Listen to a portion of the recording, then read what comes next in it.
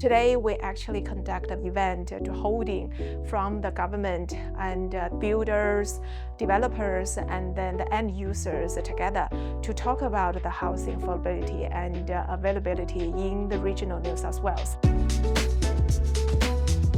It's clearly a topic that's on everybody's agenda at the moment, from state and federal governments, and it's a big priority for Homes New South Wales.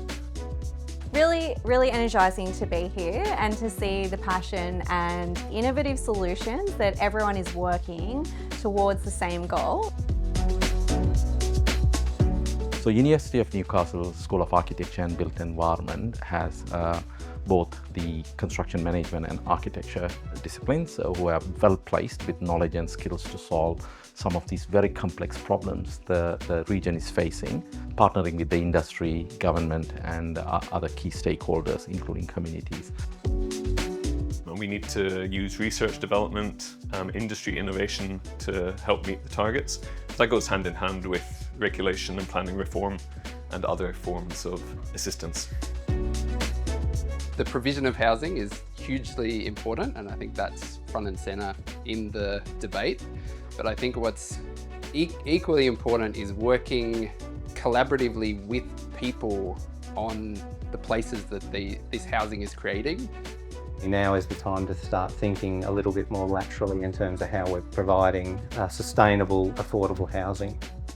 If we can close the gap from 4 to 6 months to 2, 3 and 4 weeks, that dramatically reduces the time for output. That's a difference of hundreds of houses in a month. That's an enormous difference, which I think could be made quite quickly, provided that sufficient oversight was still in place to ensure that we're not producing something that's low quality as a result.